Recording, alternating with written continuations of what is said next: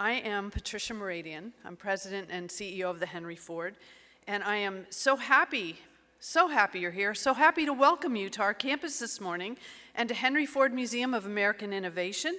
This is the second in a series of lectures, conversations on the future of information, and this is presented by the Community Foundation of Southeast Michigan and the John S. and James L. Knight Foundation, and we are delighted that Miriam and Katie came this morning and decided to hold this here, and I'm super delighted that you are all here to participate.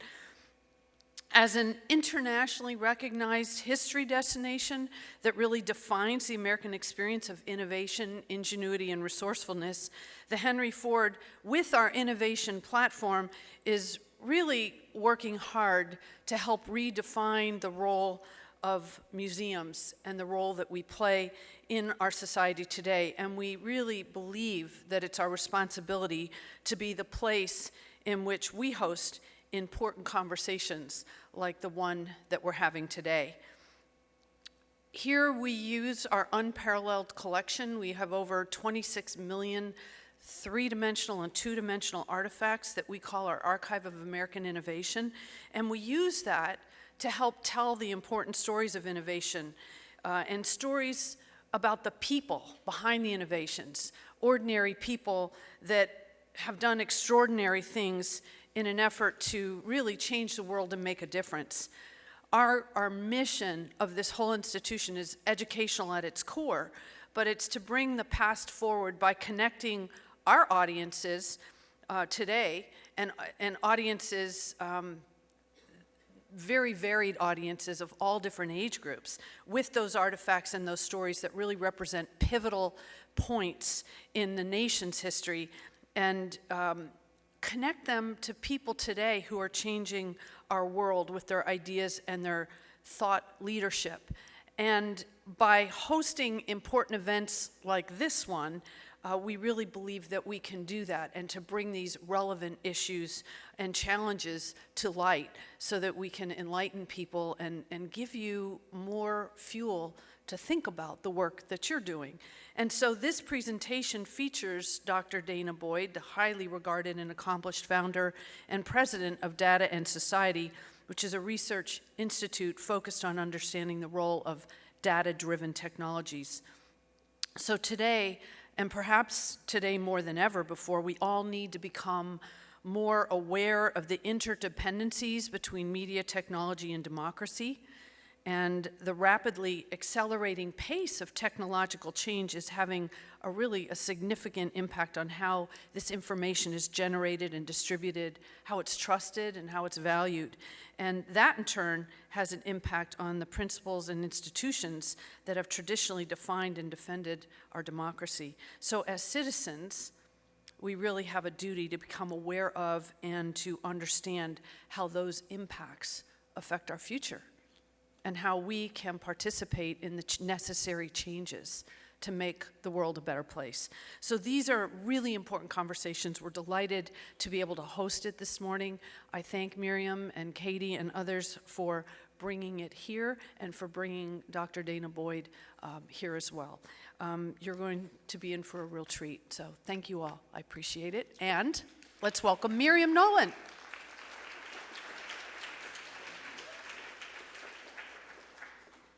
I want to thank Patricia. I am Miriam Noland, and I'm, excuse me, president of the Community Foundation for Southeast Michigan. Thank you all for finding your way around the highway system in this region that was a bit of a mess this morning. I want to also acknowledge Katie Locker. We are co-sponsoring this with the John S. and James L. Knight Foundation, and Katie is just a fantastic partner and a great thought leader with us on this topic.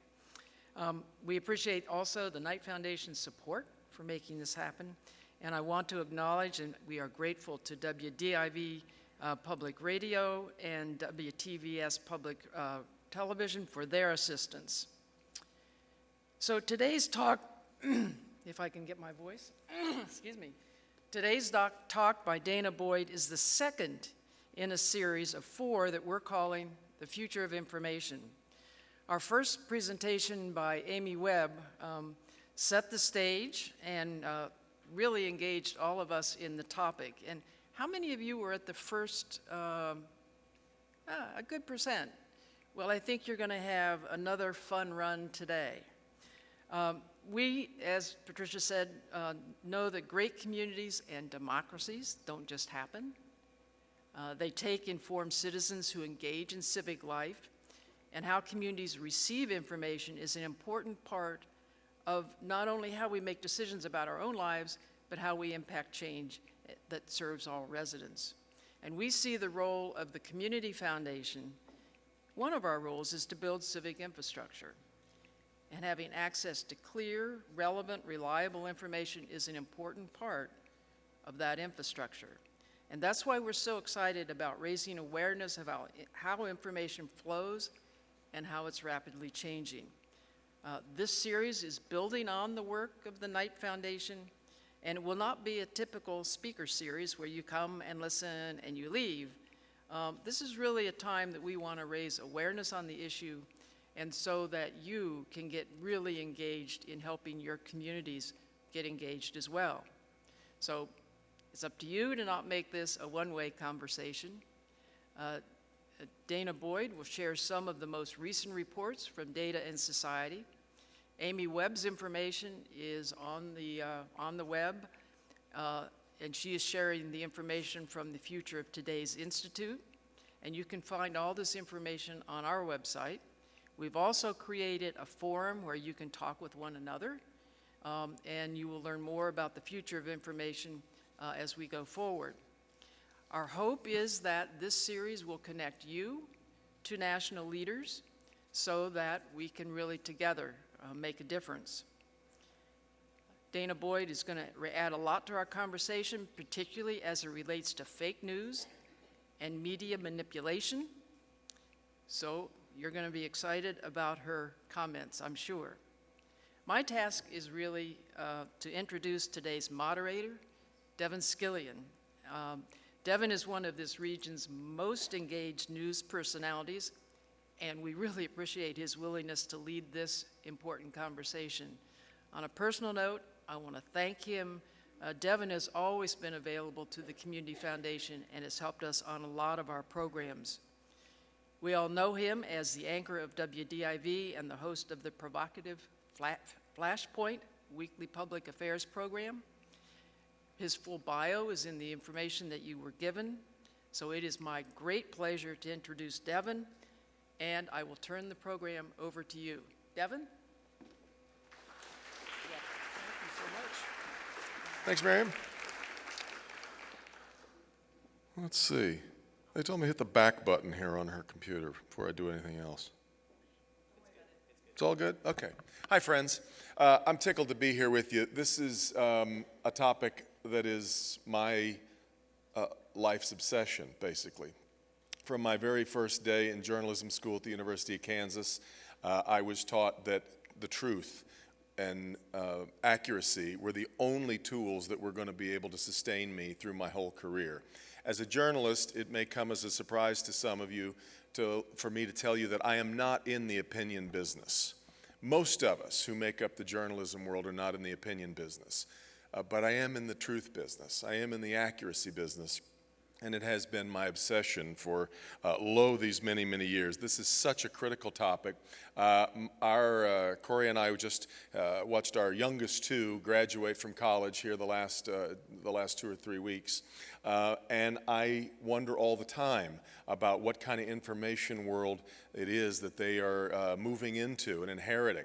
They've got a dad who's in the business, so I suppose they may be a little bit more savvy than the average Joe. But as we watch us all try to manage all of these ones and zeros that are flying at us in a hurricane fashion just about every day, how are we going to glean the real truth, the information out of it? Because I tell people all the time, information is the most precious resource in the world. You can have all of the gold, silver, platinum, copper, petroleum. If I can have the information, I will come out far ahead. So I am so delighted to be a part of this enormously important effort today. Looking forward to hearing more from Danah, and then we're going to bring it home a bit with a Q&A session with two of our local experts. Garland Gilchrist is here, Executive Director of U of M Center for Social Media Responsibility, and Peter Batia, the Editor and Vice President of the Detroit Free Press, is here as well. And we've designed this event in several ways for you to be involved in the conversation. We're going to have audience Q&A after Danah speaks, and if you're tweeting today, by the way, trying to make this interactive for a lot of folks, we're using the hashtag #FutureOfInfo. And for people watching the live stream right now on Detroit Public TV, you should also visit futureofinfo.org, because we've just started an online discussion space on this as well. And that'll be open after the talk for a while as well. So please check that out and continue to share your thoughts and ideas. As others have noted here, we are very honored to have Danah Boyd. She is the founder and president of Data and Society, a research institute that is focused on understanding the role of data-driven technologies in society right now. She is also a principal researcher at Microsoft Research, and a visiting professor of ITP at New York University. Ladies and gentlemen, please welcome me in joining Danah Boyd to the Henry Ford.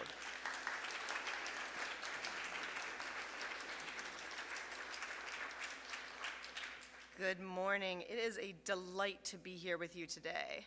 I'm going to give a talk today that may at first blush appear rather scary.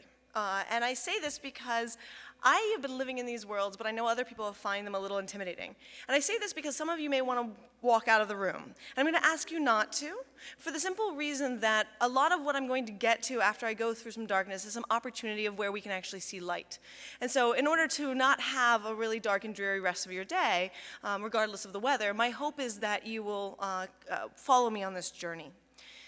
The place I want to begin is in 2008. In 2008, there was a lot of paranoia in the broader media landscape about the concerns of the internet being a dangerous, dangerous place.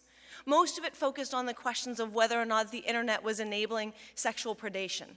And you would listen to talk shows and read newspapers suggesting that there was an extreme threat to young people. And it was something that we heard all over the place, to the point where we started to see congressional action, different kinds of legislation being proposed, things like the Stop Online Predators Act. And attorneys general had commissioned different folks to figure out what was going on and to propose responses to it. As a researcher, it was a pretty infuriating moment, because I was one of the people who had the joy or challenge of collecting all of the literature, of knowing what the real risks to young people were. And I found myself sort of pounding the street trying to explain where young people were at risk and the things that we could actually do to help young people who were vulnerable. But that wasn't where the conversation was. The conversation was really focused on, no, there's this other mythical idea of danger.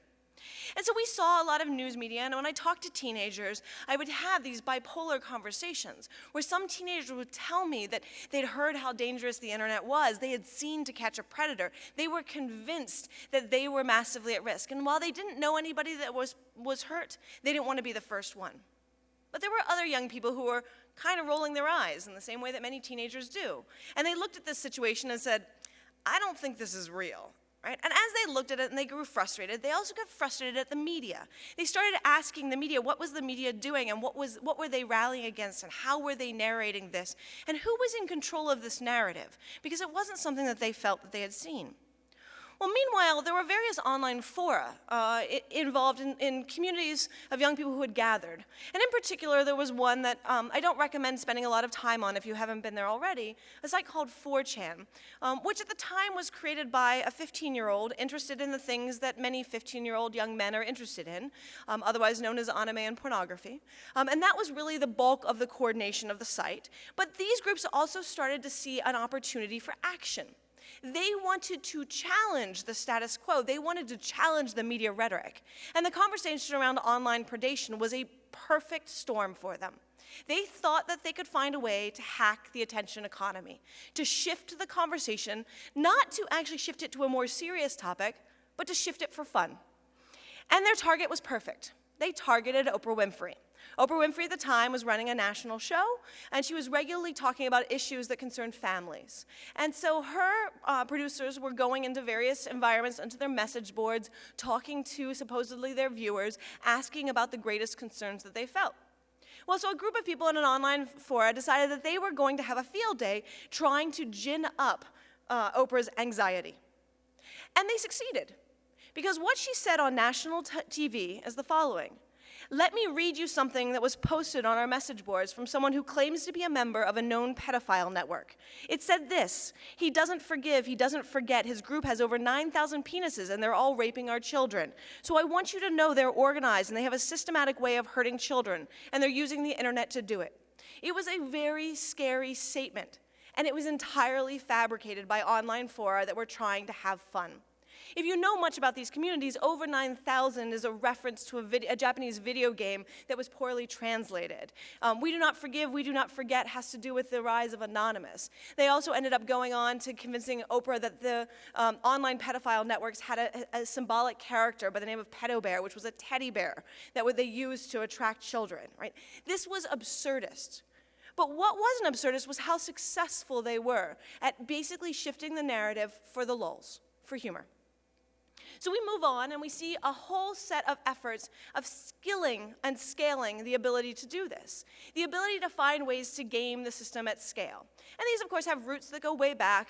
In the bottom right-hand corner is a moment where my Pennsylvania senator managed to make a fool of himself. He said on national TV that he would never support marriage between two men because it would be like supporting bestiality or pedophilia. And so a group of activists decided to make certain that he would never forget that statement. And so they made certain that it would appear on the internet when anybody would search his name. As you can get from the middle Mother Jones reference, it wasn't a particularly pretty way of remembering this. And to this day, if you go to the Wikipedia entry or you search his name, you will find references that his name has been associated with other terms. People had fun doing things that were much more silly. In the bottom left-hand corner is the notion of Rickrolling, which is referencing back to a Rick Astley song, Never Gonna Give You Up, and making certain that that became associated with all sorts of different things, such that people would have fun joking around. In the upper right-hand corner, we had a campaign of activism that was leveraging the technologies of Twitter in order to get a message out about an abusive dictator. In the upper left-hand corner, we have Time magazine arrogantly suggesting that they could choose the most 100 important people in the world, or that they could do this as a popularity contest on the internet. Hint, popularity contests on the internet are like just a juicy target for a variety of different actors. And so not only did they control the list, they controlled every member in the order, such that the message when it was printed said marble cake, also the game. This again is a reference that I don't recommend looking up, except to notice that it is something that was gamed as a game of attacking the attention economy. This is what we think of as the rise of troll culture. Troll culture was this moment of saying, I feel disempowered as part of this media landscape, this information landscape, and I can actually fight back. I can control the message because I have access to all of these different tools of social media. I have the ability to change the dialogue, to change and restructure power. And the difficulty is that troll culture, it's one thing to hack and mess with Oprah Winfrey. But when you're actually trying to hack and mess with a democracy, it starts to look a little different. And what has happened since 2008 is that a variety of these networks have become more sophisticated at the same time that they have become more nefarious. Different groups have come to join them. We have seen a rise of white nationalism and white supremacy, of people who identify with those as ideals and commitments, joining up with trolls who don't have an ideological commitment. We see a rise of toxic masculinity that also comes from these cultures and that we can come back into. All of these have created a center and a moment where people are willing to share tactic without sharing end goal, which is to say they're willing to troll things, they're willing to hack the attention economy just to prove that they could without necessarily thinking of the consequences. All right, so where does this get us? I want to center this conversation for a moment on a notion of a red pill. A red pill is a term that comes from a lot of online subcultures, and it's the idea of absorbing and waking up to a reality that you didn't necessarily understand was being constructed for you. Of course, it comes from The Matrix, and for those who don't remember the 1999 film, there's a moment when Morpheus says to Neo, "You take the blue pill, the story ends. You wake up in your bed and believe whatever you want. You take the red pill, you stay in Wonderland, and I show you how deep the rabbit hole goes." For a variety of people, the idea is to challenge what is going on in terms of mainstream narrative. Is what you are being told real? And in some ways, this sounds like a kind of critical thinking that we often encourage our young people to really absorb as part of their education.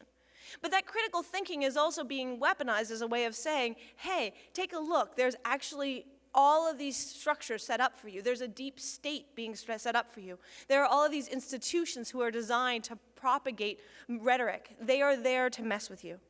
And so what you end up with is a place where people are trying to figure out where are the rabbit holes. They're looking to make sense of it. They're looking to understand how the world is constructed. And nowhere is this clearer than when you work with young people or you work with people who feel destabilized. So in communities with high levels of unemployment, in communities where people don't feel like they have upward mobility or opportunity, where they feel and experience downward mobility, they are looking for alternative frames that will help them make sense of things. It was once one where you think about religion as the thing that would hold people. Increasingly, we see some of these online environments as part of holding people. And some of this is getting polarized specifically into politics, right? This question of whether or not political correctness is there to actually undermine your ability to have free speech. And that has become a polarized conversation in American society, not to mention the sort of history of what we understand in terms of speech, the ways in which we talk about progress in this country. And to be in this museum, to think about innovation, all of these moments where we think about the possibility of moving forward. Well, when people don't feel that, they start to question what it means of how these messages are playing out. And so political question is no longer understood in huge parts of this country as a pathway to equity, as a way of actually supporting a commitment to social justice, but as a way of actually suppressing voices and undermining people. And that's where you have a destabilized moment. Once you can destabilize people's worldviews, you can actually radicalize them. And that's what the real idea of the red pill is. It's the idea of not just destabilizing somebody, as in to take the red pill, but then invite them to go down a deep, dark rabbit hole where you actually help construct alternative worldviews. So let's talk about where this starts to hit politics. Some of you, if you were paying attention to the 2016 election, heard something called Pizzagate, and it seemed like an absurdist conspiracy theory. But all conspiracy theories are rooted in something that is real, and understanding the roots of this is extremely important. So first, there's a long history in the United States of trying to combat sex trafficking and other commercial sexual abuse of children. Prior to the internet, most of the FBI investigations that were trying to address sex trafficking focused on encoded messages that took place over phones where people talked encoded references about pizza. Okay? Now that's important to hold on to. So then we have a moment where John Podesta's email is leaked, most likely hacked, most likely from a foreign actor, placed into these online fora for folks to scramble and make sense of. The first community and online environments that sort of dove into these emails were conspiracy theorists, folks who really enjoy trying to piece together what's going on with the deep state and manufacture an idea of what this should look like. And they noticed a constant reference to a particular pizza shop in DC. Now, if you don't spend much time dealing with federal government groups, you don't realize that the technology inside government is not particularly top-notch and forward-facing. And if they've got Wi-Fi, it may not go to a lot of different sites. And the processes of trying to meet someone in your office in a federal agency is often very difficult, such that most people end up in the Starbucks across the street from the White House, or they end up in various other places, including pizza shops, just to have a conversation that's more lightweight. And we can talk about whether or not that's a good thing, but the important part is that that's what the context of DC is. So here's this moment where there's this constant reference to meetings inside this pizza shop by John Podesta. And you start to see this connection get made. pizza. We've heard pizza before, pizza, sex trafficking. And part of it is to realize that this is already within the context of a belief that the only reason that Secretary Clinton was spending so much time trying to combat sex trafficking was because she was trying to cover up for her husband and for her AIDS husband. This is the context in which this occurs. And so then there's this moment of like, oh my gosh, this is where the sex trafficking is occurring. And that's where you're like, wait a minute, what? Here's conspiracy theory. But what's important is how this jumped from a conspiracy theory community into mainstream media. It jumped into mainstream media because a variety of people who recognize this as an opportunity, people who like to hack the attention economy, started asking journalists on Twitter about this. What is this? Is there something real here? So much so that the journalists decided to go and negate it, right? To say, there is nothing real here. This is entirely a conspiracy theory. Do not pay attention to this. This is crazy. Well, there's a boomerang effect underway, which is that when the media tries to negate something, when people don't trust the media, they actually try to go and self-investigate because they figure there's probably something really real here if the media is trying to negate it, right? After all, one of the things we know from reports of the CDC is that the more that the media covers there to be no correlation between autism and vaccination, the more the public believes there to be a correlation. The same operates here. So hundreds of people showed up to this shop in DC to self-investigate, to see and find the sex trafficking ring, to rescue children. One showed up with a gun, which is one of the reasons we all know about this at a high level. This isn't the only moment where we start to see these red pills serve as a radicalization tool. I will give you one that actually caused a huge amount of actual violence. In 2012 in the United States, it was hard to not recognize the names Trayvon Martin and George Zimmerman. But many teenagers weren't paying attention to the news, and so those names would fly by and not really be recognized. One day, a young man in South Carolina was trying to understand what those names were really about, so he decided to throw them into Google, and he found a Wikipedia entry. And we would think this is really reasonable. It was a very neutral article written in that really dry voice that Wikipedia is known for. And he read this, and he concluded, problematically, that George Zimmerman was in the right. And he didn't understand what the big deal or the big fuss of this was. But here's where things got tricky. He saw a phrase in his searches around the Wikipedia entry, a phrase called black on white crime. And he decided he wanted to figure out what this was all about. He threw that term into Google, and he found the Council on Conservative Citizens, which is a white supremacist site. He spent the next 2 years basically going deeper and deeper into those rabbit holes, engaging with all sorts of white supremacists and white nationalists who helped him reconfigure how he understood the world. On June 17, 2015, he walked into a church in South Carolina. He spent over an hour at a Bible study with a group of parishioners before opening fire, killing 9 and injuring 1. He made it very clear in his manifesto where he detailed all of these processes, and he stood by them in court proceedings, that he wanted to start a race war. Part of the manipulation of large-scale media and manipulation of social media is that we can see things unfold at scale and get amplified because everybody is operating the way they think they should. Crisis actor was a term that was constructed after Sandy Hook, and it was purposely propagated to get the media to doubt anybody who was a victim of gun violence, particularly in school shootings. So much so that after Parkland, all of those teenagers had to defend live on Anderson Cooper that they were not crisis actors, reinforcing the frame for people who didn't believe in the media. And ways of undermining the very experiences of these young people who had seen such horrible violence. And that production process has become more and more strong over time. So let's talk about where that kind of plays out, because often the target is not actually the news media directly. News media in many ways is also a pawn in this system. So let me tell you about what happened around Sutherland Springs. Many of you probably had never heard of Sutherland Springs, Texas, until you probably got a notification or read the news that there was a shooting in a church down there. Well, that moment that news alert came in, I immediately went to a variety of groups from far-right and extremist communities to see how they were reacting. I knew what their goal would be. They like to prop up any violence in America to leftist sources. In particular, they have constructed this formation of Antifa that is far beyond the reality of anti-fascist movements in the US. So they have produced hundreds of different Twitter accounts as sock puppets that they use to take claim on any violent act that occurs, particularly where the violent actor is white. And so I knew that they would be working to try to associate this shooter with Antifa, and they really wanted to go after anything that was on breaking news. Now, Google, when you search for Sutherland Springs, which was the first reference point you had before you had the name of the shooter, when you searched for Sutherland Springs, you would get Zillow information. Nobody searched for Sutherland Springs. Nobody produced content about Sutherland Springs. It's not that big of a town. So Google has to pull live data.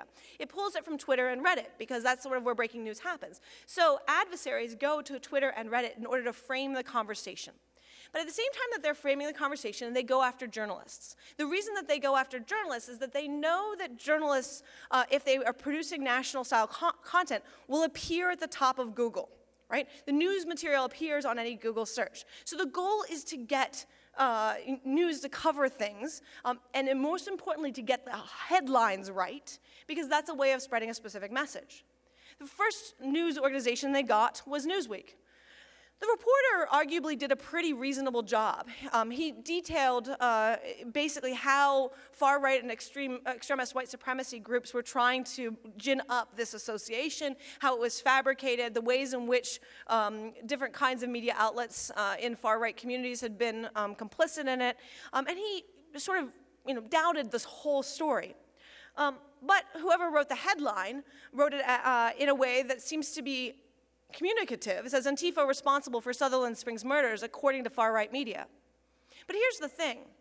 One of the things about these groups is that they know that what appears at Google is not a full headline. It is a shortened headline. And that shortened headline is determined by the first so many characters of a headline, what turns to be the first 6 words. So Google, whenever you search for these terms for the first day, the first thing that you would see under all of that news and information is Antifa responsible for Sutherland Springs murders. That's a way of using the media to manipulate the algorithmic systems to shape public opinion. Sometimes it's more directly about shaping the actual content. So for those who are invested in different kinds of social movement activities, you may have noticed that there's been a shift away from the term social justice in a lot of those communities to one that's about racial justice, or a lot more specificity depending on the movement. And so as a result, those in the progressive community have left behind the term social justice. It's no longer there. What that means is that other folks have figured out how to SEO around that. And if you search for social justice on YouTube today, which, by the way, YouTube is the #1 search engine for under 25s, if you search for the term social justice, you're walking yourself into a whole set of red pills to tell you that this is all a fabrication of the left. So who's doing this work? We are dealing with massively destabilized populations in this country for a whole variety of reasons. Many of, but not all, of these participants are white. Many, but not all, are men. But one of the things that's interesting is some of the rhetorics that you hear inside this community of why they have used their identity in order to engage in this. They'll identify in phrases like NEETs and betas, not currently in education, employment, and training. Beta males, they're not part of alpha male society. They will never have the real privilege, so they need to band together. You may also notice that I'm slipping around a lot of terms, but one of the things that is another common ground for them is that they come from a gaming community. So they see this in terms of campaigns and raids, and the way they architect things is to find ways into a system at scale. And no matter whether or not you're in the middle of an actual video game or when that video game is your democracy, the same tools apply. Okay, so what are we dealing with? I would argue that the conversation that we've been having in the last 2 years in this country, and arguably for the last 30, is actually ginning up not a culture war, but an epistemological war, which is how we construct and produce knowledge is actually divisive in this country at this point. We don't agree on how we get to truth, how we get to fact. We have a ton of different institutions that are doubling down that their approach to knowledge is the right one. But that's a huge challenge when you're in a moment of cultural disagreement. So let's talk about how this is being used strategically against folks. I'm particularly interested in the Russia Today, RT, Question More campaign. They've done a very good job of basically seeding doubt, destabilizing people's information in order to invite them to alternative ways of seeing. And so for those who can't read the fine print, which would be completely reasonable, this says, is climate change more science fiction than science fact? A question. But a question that's obviously leading. Underneath it says, just how reliable is the evidence that suggests human activities' impacts on climate change? The answer isn't always clear-cut. It's only possible to make a balanced judgment if you are better informed. By challenging the accepted view, we reveal a side of the news you normally wouldn't see, because we believe that the more you question, the more you know. From a media literacy place, that sounds pretty reasonable, right? Ask hard questions, see whether or not you're getting all of the facts. But when it is structured in this way, it is inviting you to start searching for content that has been strategically placed for you to actually go against what we have as pretty conclusive evidence. Now, we'd think about this differently if it was, a different concept. But one of the things that's important about the Question More campaign, they weren't just targeting folks who might be climate deniers. They were targeting all sorts of people around Western society who might want to question whether or not the world has been structured for them in a particular way. And of course, one of the things that's sort of fascinating about RT is that they knew they would get banned in different places, and London was a city that banned all of their posters. So the result was that they then get to actually put up posters talking about how they had been censored. What you're seeing in this way of asking and seeding doubt in terms of logic also plays into the idea that people don't start from the same place to begin with. So my colleague, Francesca Tripodi, has put out a beautiful report, which is available online on the website, as mentioned before, where she was looking at how conservative Christian evangelicals would interpret Google results based on the same practices that they use in biblical study processes. And this is mind-blowing for Google engineers, right, who do not come from this culture at all. The idea that in Bible studies throughout this country, people sit down and they don't just use a process of scriptural inference to make sense of the biblical text of the week, but they also use those same processes to make sense of a tax reform bill, the Constitution, but also Google search results. So much so that what she found was that Google was not being used as a way of trying to research different information, but as a tool for fact-checking, which is to say that your responsibility as a searcher is to construct the perfect query to get the right response. And as a result, that becomes something that can be used. And you see talk radio in different communities helping people construct the right query by setting in motion the frames and terms. So an example that she put in here is that after the questions about NFL and kneeling were happening, one of the things that she found was that there was a complete divide in whether or not you would search for NFL ratings down, which you would do if you were opposed to this, or NFL ratings up, and you got fundamentally different search results. Now, one of the things that's been tricky is that you go to people and you say, you have been gamed, you have been tricked. Here's all of the ways in which you're sharing misinformation, disinformation. Journalists actually, unfortunately, engaged in a form of gotcha as the whole conversation about fake news was blowing up. I can tell you that the person who shared this meme does not actually think that Clinton was, paying an occult high priestess.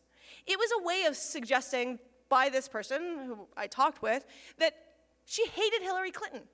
That message is very, very clear from that. So telling her that this was constructed by a foreign actor doesn't actually help. It actually further polarizes. And it creates this moment where we don't understand how information is being structured, and we think that the person who's telling us we're being screwed is actually there and being weaponized in a different way. And part of it is to realize that our media landscape is not just the high-value journalism that we often believe it to be. Let's be honest. How many of us have spent a lot of time in grocery stores wondering about details of UFOs, right? This is not new, and it's always fascinating. But that blurry line between total tabloid content, the idea of opinion, the idea of reporting, has gotten more and more blurred in every media. Social media is one of those, such that it's really hard to then see it as separable entities unless you're in the business of it. And because most people in this country are not actually connected to people in the business, it all looks like a blur of people that are actually just obsessing over clicks. And that's where we get to what we think about it in epistemology. I love this quote from Cory Doctorow because I think he nails what's at stake in this division. And this is just two divides, but it's part of how this unfolds.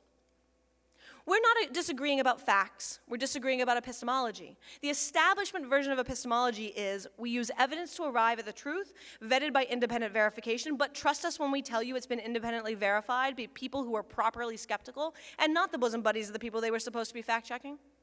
The alternative facts epistemology goes like this. The so-called independent experts who were supposed to be verifying the so-called evidence-based truth were actually in bed with the people they were supposed to be fact-checking. In the end, it's all a matter of faith then. You either have faith that their experts are being truth, or you have faith that we are. Ask your gut what feels more truthful. I want to point this out because at this moment in time, the binary that we read is one within our political culture. But this is also interesting to understand historically. For folks like Joe Torres, who wrote a beautiful book about the history of news media in this country, especially about the history of ethnic media, this U.S. media has a long history of white supremacy and white nationalism itself that has made a lot of communities of color very, very, very wary of anybody who says that this is what constitutes a fact. And the academy also has a long history of racism, such that there's a lot of folks who are saying there was a time and place when you told us racial science was real science, and it is unquestionably, racist in nature.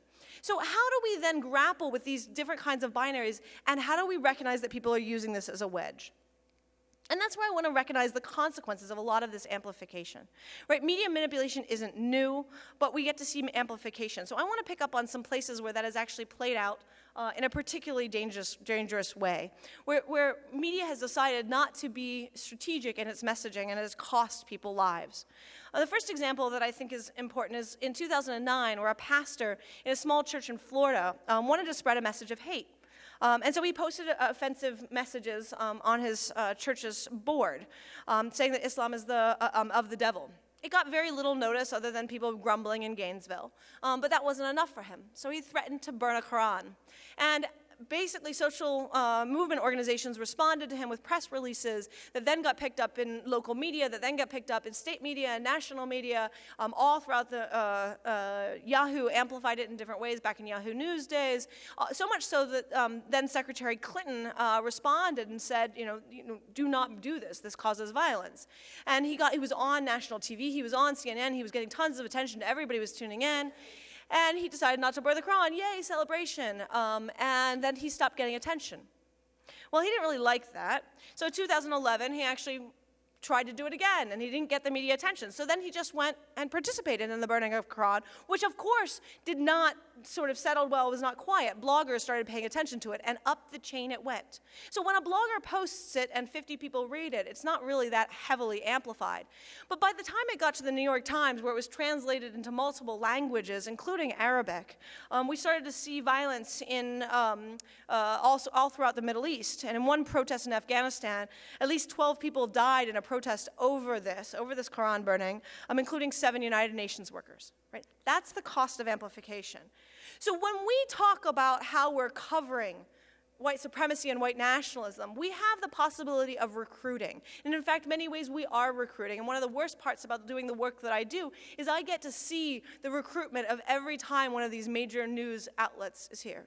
So we're in a museum where we still have where there's a beautiful exhibit of Rosa Parks sitting next to the full clothing and wares of a Klan member, as though that is history.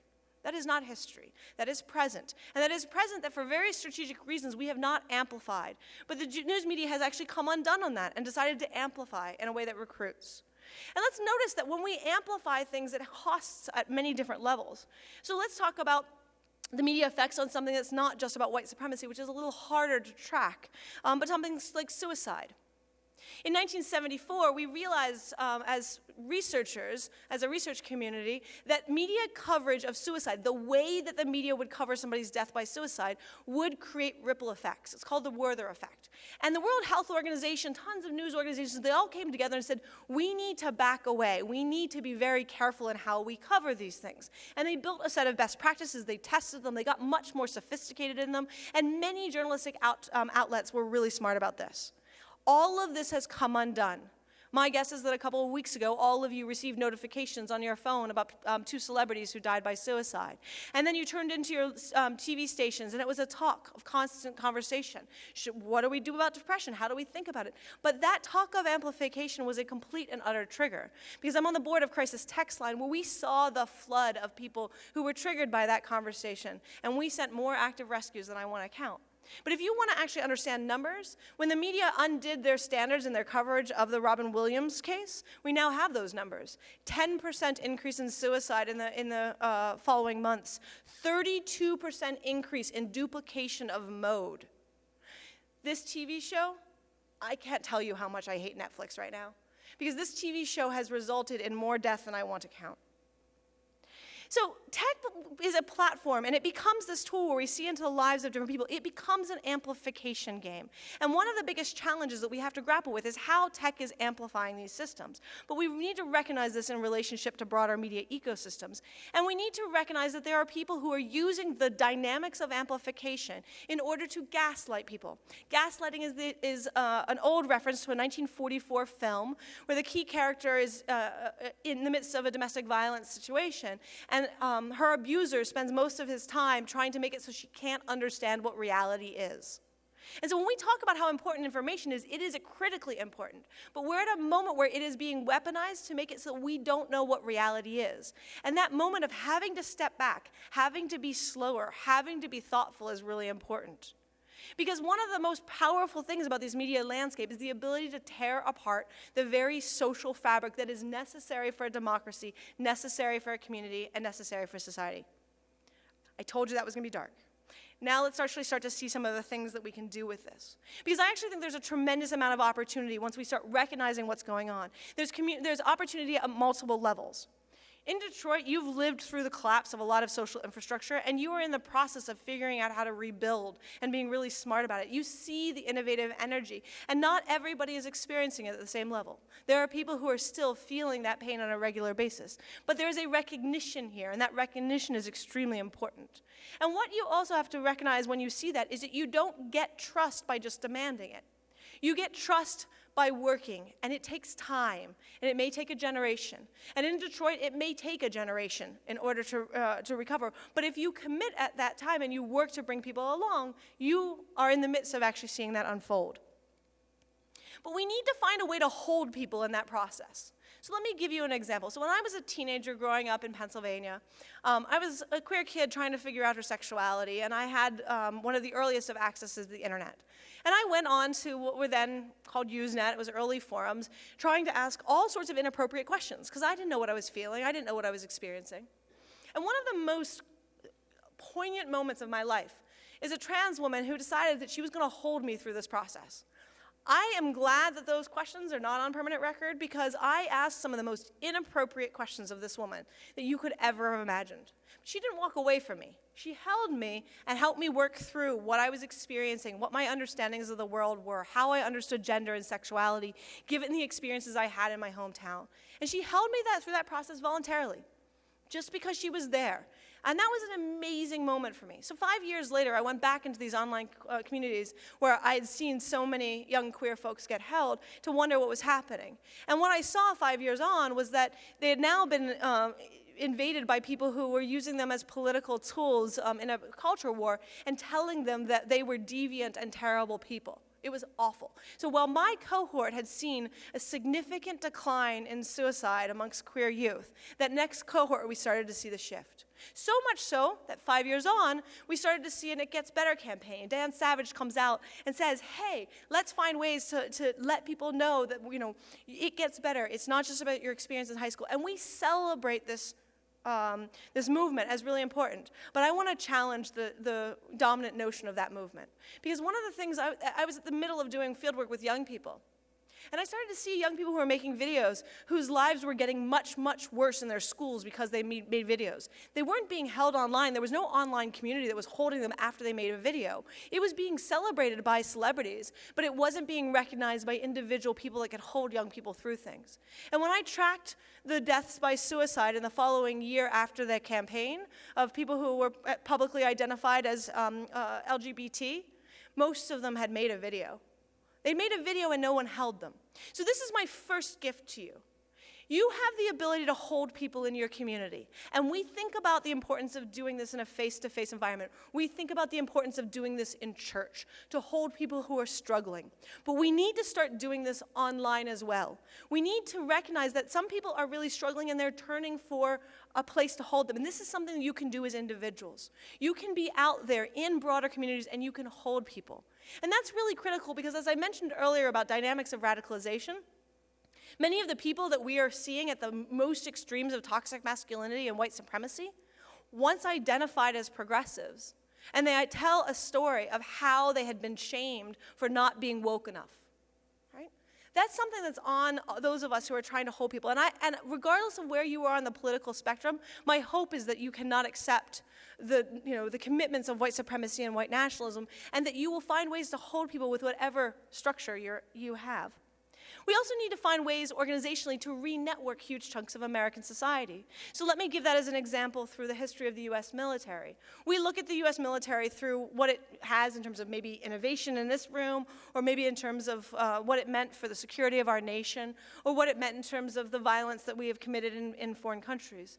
But there is something really critical about the military that is often poorly understood, which is that it is the fundamental remaking of networks in America. Which is to say that if you are 18 years old and you volunteer to serve this country, you are put into a position of basic training with a variety of people who you have nothing in common with. And you don't necessarily need to learn to like them, but you need to learn to appreciate them enough to be able to lay down your life for this country and for your fellow soldiers. And that building of networks plays huge roles in the fabric of American society throughout many, many generations, which is that people come back and they're like, I don't like people from Tennessee, but I know this one guy, right? And that moment of knowing that one guy, being able to hold on to things is really critical. It's also why American universities actually have the power that they do. The elite American universities actually re-network social connections through the social engineering project that is dorm culture. It's why dorms matter. Having people live together through really challenging times is a way in which you can actually connect people. So the reason I say this is that as we talk about education programs like MOOCs, as we talk about all of these sort of different large-scale interventions around labor opportunities, et cetera, I want you to hold on to the importance of re-networking America and re-networking your community here in Detroit. Which is to say that there is a lot of work that can be done and that can be long-lasting if you find ways for communities to actually really connect. And the ways that they can connect can come in many forms. They can connect over a collective disagreement of something else, right? There's nothing like having a boogeyman, if you will, whether that boogeyman is, the dorm master, whether that is the sergeant, or whether that is something that is constructed in particular ways, or you can get people to do tasks together. But think strategically, because one of the biggest challenges with the internet technologies is that we thought that this would bring people together.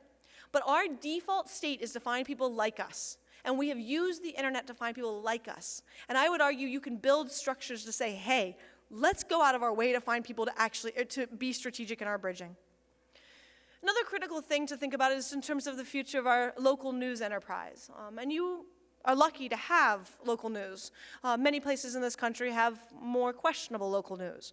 But what matters in terms of local news is not simply the reporting on the news itself, but it is the way in which people understand the production of news. So why is it important that your newscasters and your journalists are actually diverse members of your community? The reason why it matters is that we are in a state in America where most people don't know a journalist and don't know anyone who knows a journalist. And if you don't know a journalist or know anyone who knows a journalist, you will not trust the enterprise of journalism. Full stop. You need to be connected enough to the production of news for it to matter. And that's why local journalism matters. And this is where there's often this myth that local journalism died because of the internet. I actually reject that notion because a lot of the writing was on the wall before we actually saw this, because what was really at stake is that we saw a financialized takeover. And for folks in Detroit, I'm sure you appreciate that more than most, which is that a lot of financial interests were very much committed to taking over the assets that journalistic organizations held, namely their real real estate. They weren't interested in the long-term health of those institutions. We will not replace this unless we find ways of replacing it back to things. I'd like to point out that that localness is also about how we understand governance, right? George Washington made it very clear that we could not have a representative democracy if a representative represented more than 30,000 people, right? They represent 700,000 people right now. And guess what? If you don't know somebody who's in government or don't know somebody who knows someone's in government, you do not trust government. Trust is rooted in experience. Another thing that I want to highlight is we're talking a lot about jobs and labor and all of the different places around this. And one thing you should take about from my message is that gender is a critical axis for analysis, which is to say, in the 20th century, the most radical change in labor opportunities was not automation, which may be heretical to say, sitting in a building built around Ford, but it was not automation. It was in the 1970s when women went into the workforce. Because what happened is that we, in effect, doubled the workforce, and we couldn't handle it. And that resulted in a whole variety of deeply dark responses, including, notably, the incarceration of a large number of Black and African American individuals to pull them out of the workforce. If that is sort of weird to hear, think back to the 1920s when we were, in the 1930s, when we had a moment where we had too many people in the workforce, and we didn't know what to do. So what did? We created compulsory high school, which for most teenagers is otherwise known as incarceration, and that connection is not necessarily fair, but it's important to recognize that we have tried very hard throughout our history to curtail people's access through systematic interventions. I would argue that the education of young people was a much healthier response, even if their experiences in high school are not particularly great, than the carceral state that we built in response. But the reason I say this is that gender is right now in a massive moment of instability. Large numbers of people don't understand what masculinity means in contemporary society. And as we look to the shifts in our labor forces, we have a tremendous number of what are referred to as pink-collar jobs available. And we don't have any way to help reorganize the gender dynamics of the workforce. And I come from the tech sector, where we're seeing a different version of this, because tech has become the new form of masculinity, a way for people to actually reclaim masculinity, like video games have replaced sport as the way of reclaiming masculinity. And so the result is that we see extremely toxic masculinity within the tech sector. So I say this to think about the gender dynamics of any interventions you do with regard to work. And one of the things that I've often proposed, and for those who are coming from a philanthropic point of view in this, is how would you think about combining and marrying these things that I just told you? How do you create training programs in Detroit that actually purposefully reconnect networks across Detroit while giving people training? And how do you do it in a gendered-sensitive way? I think there's a lot of opportunity there, and I'm certainly happy to talk to people who are building some of those programs about the ways in which you can actually make it not just about training, but about ways of, and training for technology jobs, but about ways of training around gender, around networks. We also need to start finding ways to recognize ourselves as a whole. I say this because one of the things that people don't recognize about post-World War II project in America is that a huge chunk of it was ability to see ourselves within data. So for example, the creation of polling, public polling, was the ability to see how you related to other parts of America. It was desirable. We don't like to see ourselves as a whole in this country right now, which is why no matter what journalists tell you going into 2018, I can promise you those polls will be wrong. I don't know in which direction, but I can promise you they will be dead wrong. People are not participating in that, and our sampling mechanisms, which sample down to demographics, make that material inaccurate. But we obsess in a data-driven culture that if we just have polling data, we might have information. We don't. So I want you to acknowledge that, but I also want to say that we have to step back and see ourselves as a whole. And one of the places where that's going to be critical, and a place where I invite most of you to really think through, is what it means to participate in the census. Because the 2020 census is under attack, as I'm sure those of you reading the news are seeing in different ways. It has become even more politicized than probably the most politicized data project in the world, but it's become even more politicized, so much that it actually risks not just our ability to see ourselves as a nation, but also our ability to actually understand our community, apportion for government, and portion for resources. So coming back and recognizing this is a moment where we can actually move forward and try to address a project of seeing ourselves again is a really imperative strong point at this going forward. Our social fabric matters. The reason that these toxic practices that I began my talk with have occurred is because people are in a moment of instability, uncertainty, confusion. And they are right now, for the most part, on the margins. They've gotten a lot of amplification in the last 2 years by a media who is seeing them as a spectacle to cover and to get attention. And they have, of course, been part of our broader political landscape. But the difficulty is that they are still at the margins, and they are growing. And those two things have to be held simultaneously. Because we can do a lot to address these dynamics, and we can do a lot to address the consequences of a margin affecting a large-scale set of political decisions. But a lot of it starts with having to understand our actual social fabric. And one of the weirdest parts about technology is that we thought that the technology would actually build that social fabric. All it has done is shown us how it operates. It has mirrored, magnified the good, bad, and ugly. And because it has done this, we look at what has formed on technology, and we sit there and go, oh, and we blame the technology. I would say it's a moment to open our eyes, recognize what we're seeing, and try to address these problems at a larger scale. Thank you.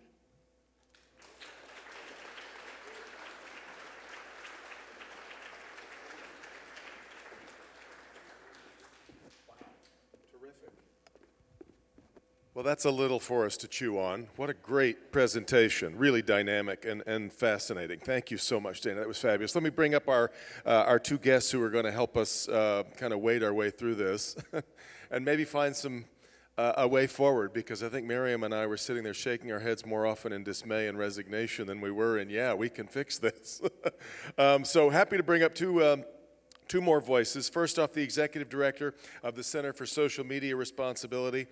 Garland Gilchrist most recently served as Director of Innovation and Emerging Technology for the City of Detroit. Determined to use technology and civil outreach to change cities and change lives. Previously, he was the Director of the Center for Community Change in Washington and worked for the campaign of former President Barack Obama. And of course, as many of you know and will remember him as a candidate for City Clerk in 2017. Garland Gilchrist.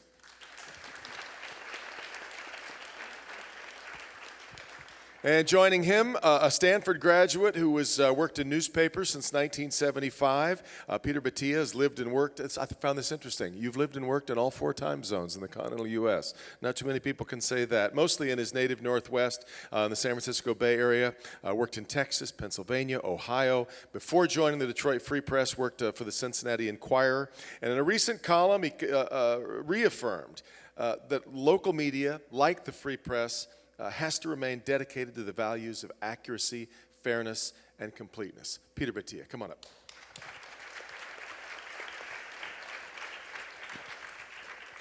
And for starters, let me just let you both sort of reflect a few moments on what you just heard. Garland? Well, first off, just wow. That's my first reaction. Dana, I appreciate the insight that you've had over so many years in these issues and really challenging us to question what we think we understand. The thing that really sticks out for me is, to me, I think this is really about manipulating the ways people view their power and their ability to participate in collective decision making, and having that being influenced by actors or actions that they don't understand is actually quite terrifying. And the responses to that, however, they do exist even if they are complicated. And so what I'm really excited to think through, with folks in this room and folks in our community more broadly, is how can we actually band together to not just sort of try to re-engineer these tactics to work for quote unquote good, but how can we think about reclaiming our power to participate, reclaiming our power to bring our full selves to the processes that we use to make decisions, and that technology has a role to play in that. Networks have a role to play in that, but most importantly, relationships have a role to play in that. I love the particular insight about sort of trust and truth being grounded in experience. Well, the way that so many of us experience the world is through relationships. The way that relationships are being built is evolving to include not only seeing people in person, but also connecting with them online. So we should recognize that online relationships do matter, they do have merit, and that they are legitimate. And oftentimes I hear them delegitimized to a point that I think is quite problematic. But we need to understand that they exist in a whole framework of how we define relationships going forward. You know, my children are 4 years old, and I expect them to build relationships in ways that I absolutely do not understand. But that's okay. People evolve, we do things differently, but we still can have the same principles of understanding what our collective power is and that we all matter and deserve a seat at the table of participation. Peter, your thoughts on what we heard? Well, I at the risk of sounding like the sales staff at a news organization, I see opportunity here, not just problem, because salespeople never see problems. They just see opportunities. Journalists, we see a lot of problems.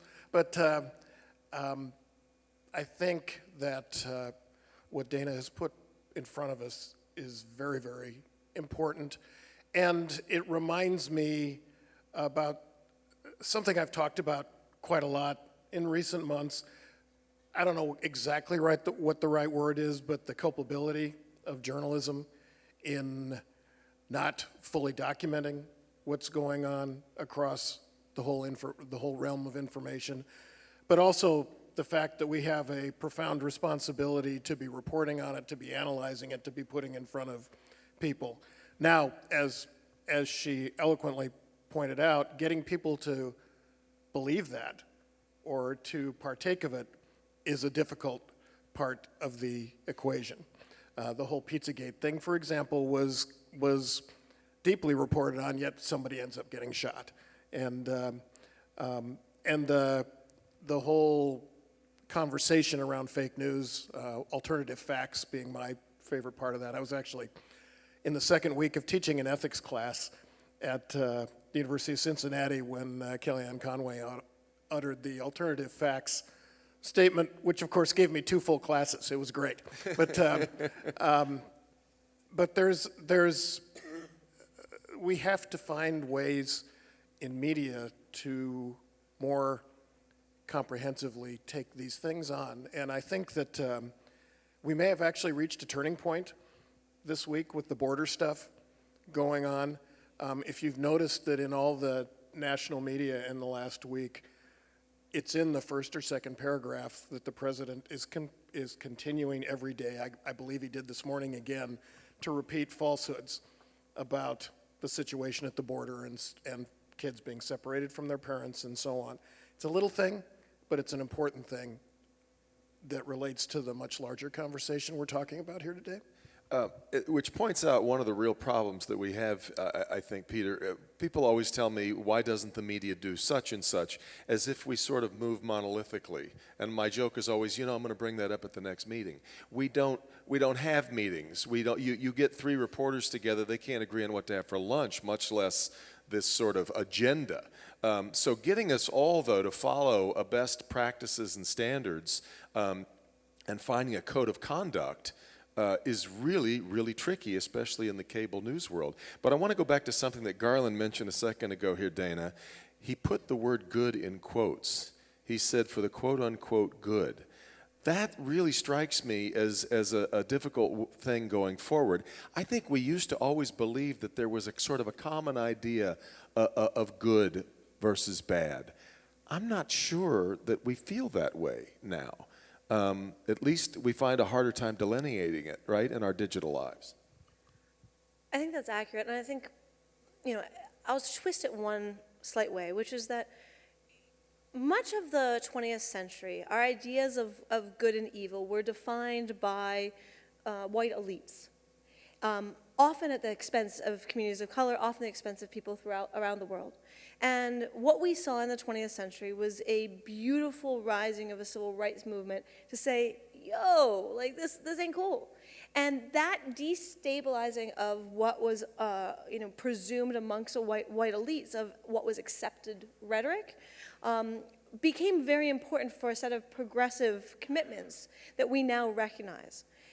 What's tricky to me is that many of the communities that have moved on a regressive level, who are trying to understand America as a white nationalist country, who are trying to manipulate our landscape, whether we're talking domestic actors or whether we're talking foreign actors, they have learned the lessons from the civil rights movement. Yeah. And a lot of what's tricky to me is that I watch, brilliant campaigns from the movement on Black Lives, suddenly be transported into extreme, racist and toxic masculine environments. And so I think there's something very interesting to also recognize as we go back and look at our own histories, that a lot of what we assumed were stable for those of us who are white and those of us who are privileged. And then, often male. And often male. And ways that we need to then say, hey, the past isn't necessarily what we need to look to. And the question now, as we live not just in America, not just in our communities, but in a very networked way around the globe, is what does it look like to construct an equitable, just society where we are governed by very different sets of structures, where our relationship to corporations, our relationship to the state has changed radically. And here in this area, I mean, you have experienced a relationship between a corporation or a couple of corporations and the city for a long time. Yeah. The pros and cons of that. We are going through another version of it. So what lessons do you have for us based on your experiences where we need to then re-grapple with it? So there's a mess going on, but I don't think that this was ever as stable as we like to acknowledge. Peter, do you sense then that, we'll just use the Free Press as an example. Is it adhering consistently to a good that it always had, or is your idea of good and the community that Dana's talking about evolving? Oh, that's such a good question. I subscribe to a fundamental belief of good. Some of the critics of media would always, they're always accusing us, as you alluded to, of this conspiracy or that conspiracy, and I laugh and said, we're just lucky to get the paper out every day. We're just not that organized. We're not that clever. We're not that smart. If we were, we'd be much better at these conspiracies you're accusing us of.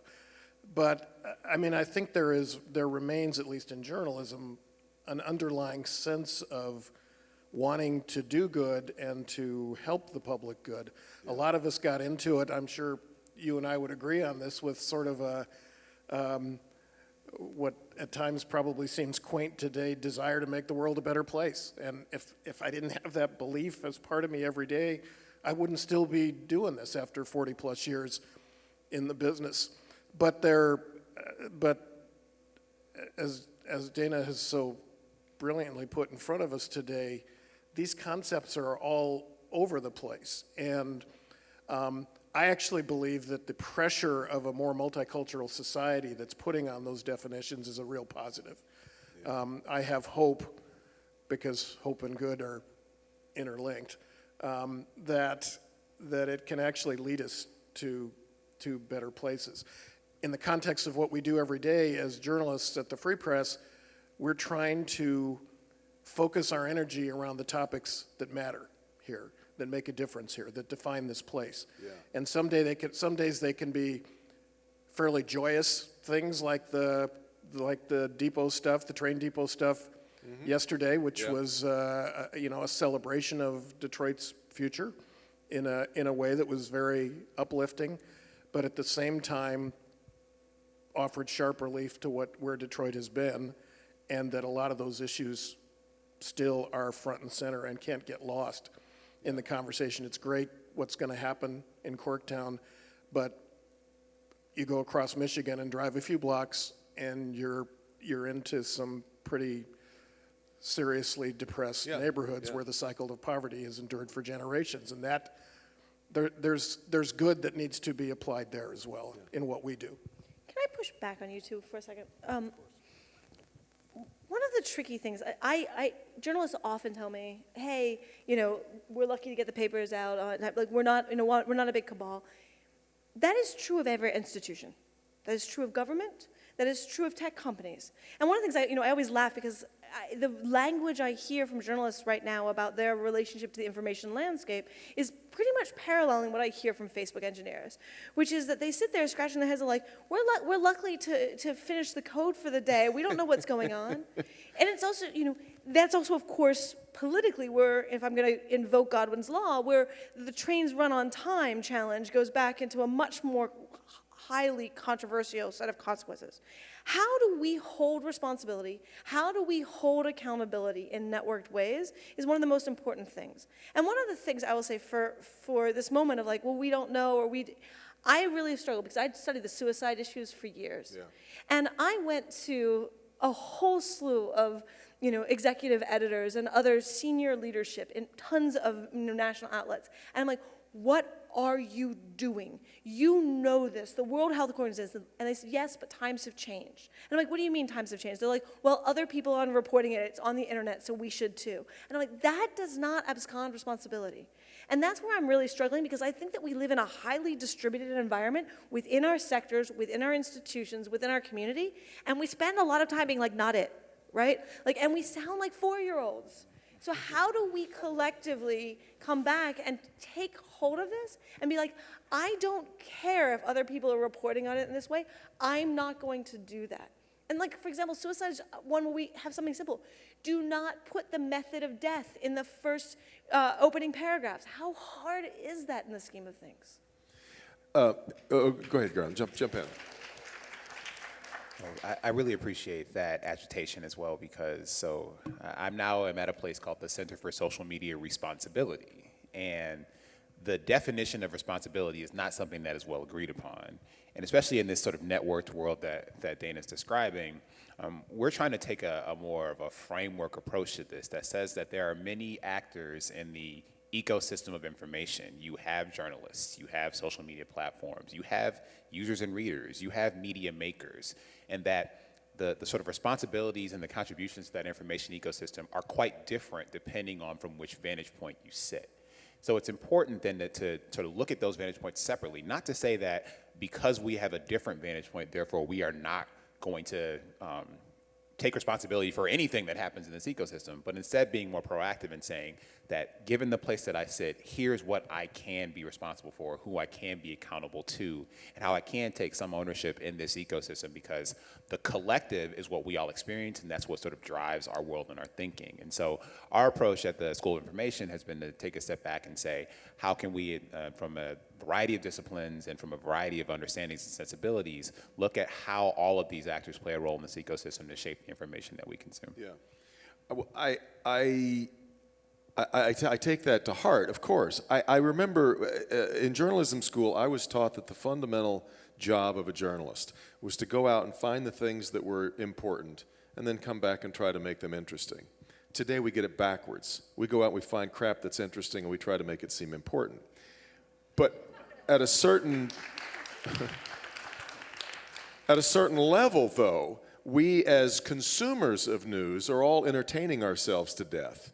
We don't necessarily, because I hate being reminded that journalism is a business. As Peter knows this as well as anybody, it is a business, but it is also the only business mentioned by name in the Constitution. It is a terribly vital part of a democracy, but we also... Business then.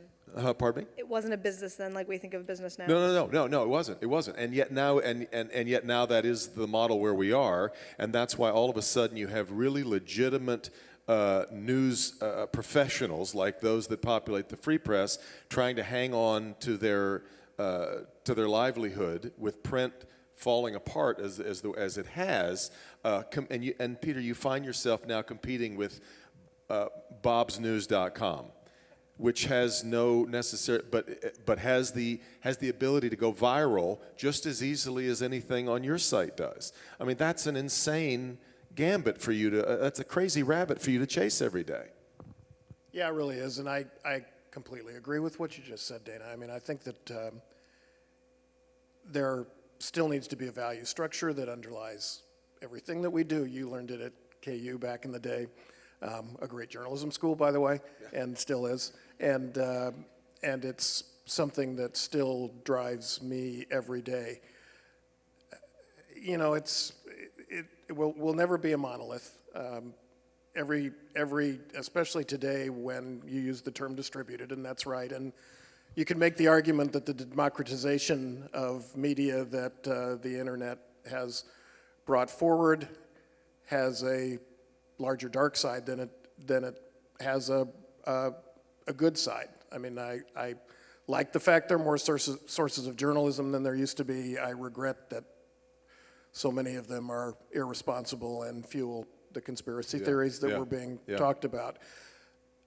You know, as a local player and as somebody who cares passionately about this, I have to do what I can do every day to make sure that our value system remains intact and that we don't fall for the kinds of things that we all learned about today. I think that's really important. At the same time, it's really, really hard. Every newsroom is operating with fewer resources than it once had. Every newsroom is operating with fewer editors than it once had, which some reporters would tell you is a good thing. Well, actually, a lot of reporters would tell you that's a good thing, but we have to stay true to who we are and why we started in all this in the first place. And the onslaught of things that we're talking about here is really, really difficult. And the manipulation, the master manipulators, both on a large scale, like Dana's talking about, but also locally, politicians, business people, et cetera. Every day that, you know, there was a time when talked about not that long ago, well, journalists are too skeptical. They always see the glass as half empty and so on and so forth, and that was true. But that skepticism is even more needed today than it ever has been. I'm not convinced that journalism can function as a business in this version of capitalism. And let me explain that. We often use capitalism as though it is one monolithic thing. There are actually many different versions of capitalism. And you know, sitting here in Dearborn, one of the things I want to remind folks is, like, regardless of how you may have felt about Henry Ford, one of the things that he knew in order to run the business that would become the Ford Motor Company was that he knew that he had to keep this community functioning at some level in order to have employees, and because those employees, you know, families needed to have schools. There was a whole variety of things, such that he implicitly had a double bottom line without really intending to, because it was the way that capitalism worked in this country during that period of time. And that double bottom line benefited this community until it didn't. And one of the trickiest things right now is that we have moved since the 1980s into a version of capitalism where there is no implicit double bottom line. It is entirely about return on investment. So no longer, if you used to be, you built a business by going and getting a loan so that you could actually get whatever was needed to run that business, and you paid the bank back on that loan, and then you had assets. And that was great, and you moved on, and maybe you went public in order to grow, or you did these different things. In today's version of capitalism, the only things that matter is return on investment for financiers and the fire industry, finance, insurance, real estate. I am not convinced that any version of journalism can ever operate when it is about a financialized model. Because a financialized model suggests that you can make more revenue per quarter than you did last quarter. It's not about sustainability. And if we recognize that certain sectors that we deem important cannot operate in a form of financialized capitalism, can we build alternative models for sustainability that aren't about that? As you are rebuilding Detroit, what does it mean to build buildings or require developers to build buildings with permanent leases for folks who, for example, are in journalism for $1 a year as a long-term commitment because it becomes something that's important? How do you start really rethinking that? And I say this because, you hearken back to the constitutional commitment to journalism. That version of journalism had no business model. It was about community. It had no idea that this would become a business sector. And the business sector of journalism that evolved actually was salacious first. Yeah. It was not good journalism. So a lot of what we talk about in these values of journalism are really, really new. So one of the things that in terms of innovation, I keep worrying because most of what I hear when we talk about journalism and business models is how to survive in a financialized ecosystem as though it's 1950. It won't be ever again. So what is the new form within this form of capitalism where we say, you know what, information cannot function. If we want democracy and we want information for democracy, it cannot operate in this form of capitalism that we have right now. I can only find a few examples that would be counter to that notion. I think that 60 Minutes is a good example. It has forever been kind of a standard of good, solid journalism, and it has, almost since its inception, been one of the highest rated television programs of every week. So I think that good journalism can be profitable and can draw a lot of eyeballs. Profitable is not ROI. Pardon me? Profitable is not ROI. No. You can be profitable, Yes. but not But can necessarily turn more per quarter Very unless you're fair. riding another institute. Very fair. But so the alternative then is what? A kind of, I mean, Russia feels like it has public broadcasting. What is the alternative to creating a new journalistic model? So, I mean, realize around the world, most countries have a state-backed or state-supported. I think the BBC is pretty awesome. I think CBC is pretty awesome. You know, and so I think there's other, I think there's other models that are state-backed that we can look to, but I also think there's different ways of innovating. PBS is pretty awesome. And PBS is pretty and if tomorrow the highest-rated news program in America was the PBS NewsHour, within 6 months, every news broadcast in America would look like it because it responds to that sort of thing. But it isn't clear. It isn't the highest-rated news program for a reason, I suppose. My goal is right now to recover local. And which is different than to recover national. Yes. And recovering local means that you're going to have local communities really standing up and saying, this is what we need, and this is how it looks, and this is how we're going to get community to engage. Yeah. And those games of eyeballs are going to have to look more creative. I want to ask both of you, because we have two digital, you two I would consider digital elite experts. I'm curious as to how both of you go about curating the information that you take in every day, what you know to believe, what you set aside, and where are the places that you turn time and again, and how do you advise most of us to go about our news diet, or our information diet every day? So she wants me to tell my media diet first. You know, it's an evolving process. Our media landscape continues to be challenging. The way I think about it is, well, let me challenge the premise of that question. I'm sorry.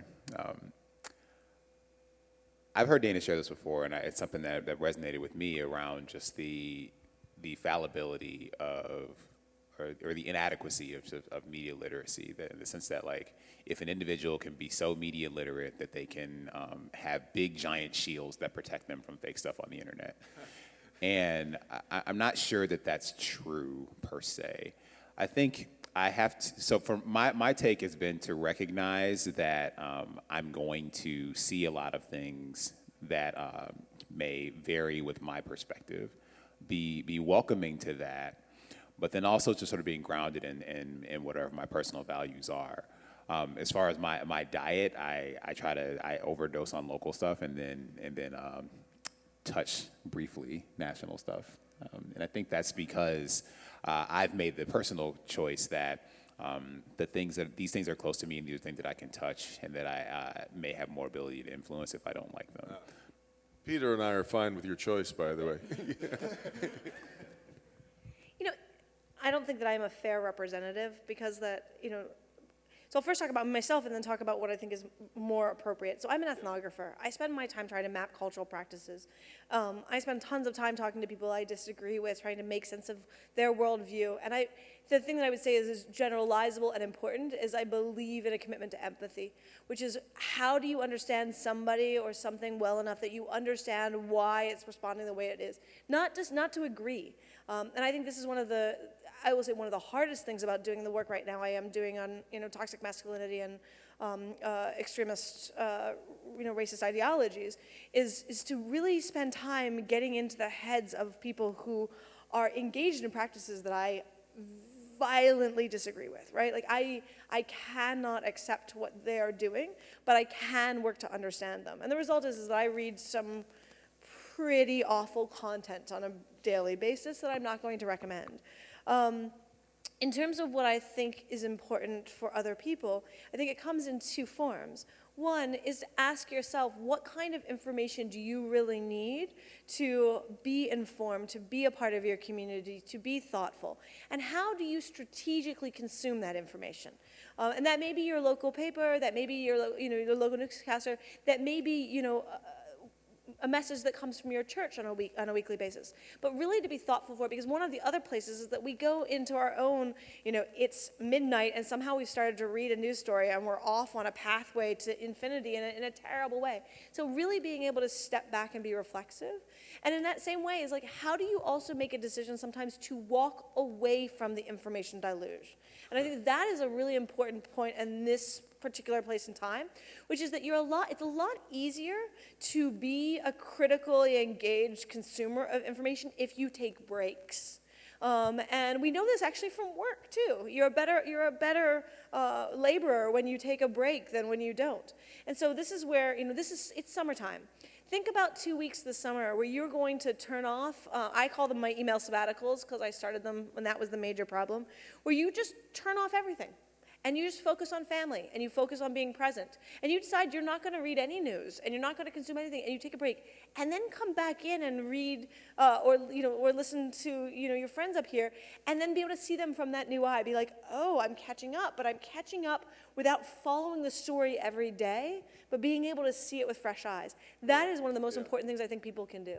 Can I give a personal anecdote on that? So when my children were born, the place I worked had very generous parental leave. And so I took 6 weeks off of work, and I made the choice then to have that be essentially a media vacation.